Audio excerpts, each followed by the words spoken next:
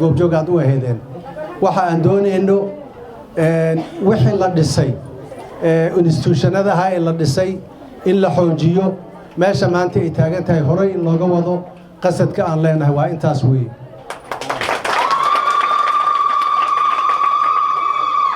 ciidamada jubbaland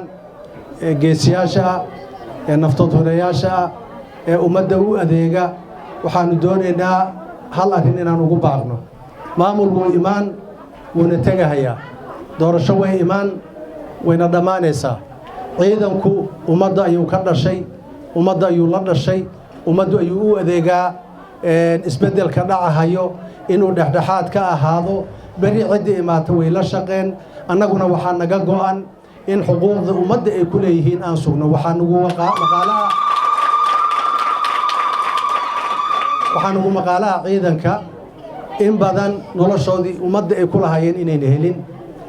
mushaharkii ummadda ayna ku lahaayeen inayna helin xaqii ummadda ay ku lahaayeen inayna helin keeblayuurna ay yihiin taa iyada ah haddii isbeddelka aan doonayn uu dhaco idamka ilaahay ma dhacayso mar dambe hadduu idamka ilaahay ay noqoto dalkeenna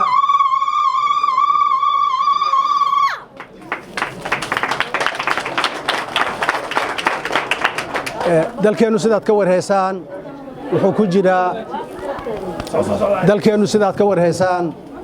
dagaallo sokeeyaa ka dhacay dagaallada sokeeye ee dalkeenna ka dhacay wax innagu inugu kooban ma aha adduunkuu ka dhacaa maraykanka wuu ka dhacay yurub way ka dhacday qaybo badan oo afrika bay ka dhacday eshiya way ka dhacday dagaallada sokeeye iyo maamulka in laisku diido in dadku hubbu isu qaato wax cusub ma aha laakiin waxaan lagaga duwan yahay waxaanu kaga duwanahay ummadaha kale dagaalkii sokeeye uu nagu daba dheeraaday maamul xumadii baa nagu daba dheeraatay qabyaaladii baa nagu daba dheeraatay nin jeclaysigii baa nagu daba dheeraaday ummaddii oon isu nixin baa nagu daba dheeraatay taa iyada maamul wanaagsan inaan kaga gudubno ayaan rabnaa reer jubbaland waa dad wada dhashay waa dad deegaan ah waa dad ehel ah fariinta aan idiin wado soomaalida waxay ku maamaadaa oodii abka ummadda soomaaliyeed waxaa isku diray fakriga iyo dhibaatada baday waa cadaalad darrada weeye waa nin jeclaysiga weeye waa qabyaaladda weeye waa iyadoon isu nixin weeye waa anigaa meesha qabsaday oo anigaa jooga weeye taa iyada inaan ka gudubno ayaannu doonaynaa hadduu ilaahay yaraa waan joognaa maalmahan jubbaland ha noolaato jubbaland ha adkaato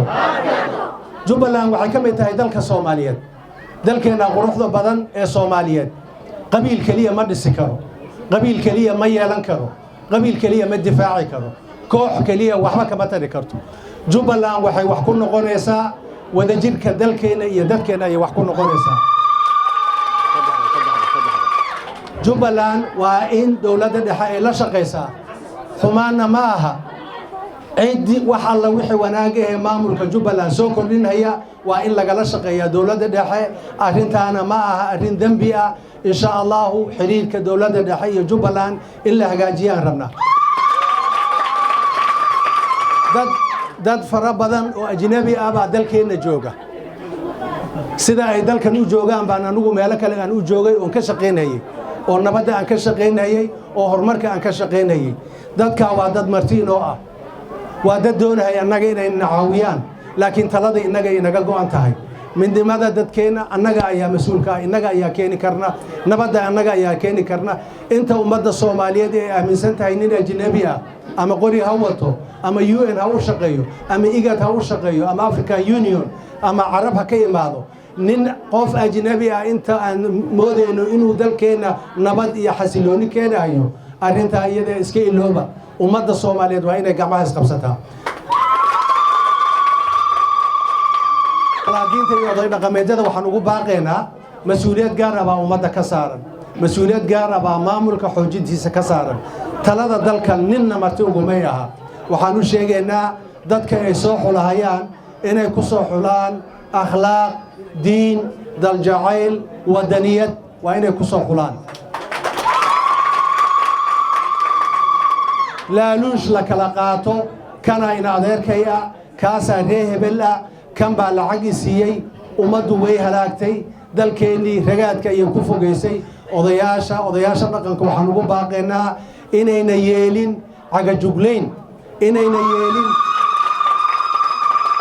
inayna yeelin tahdiid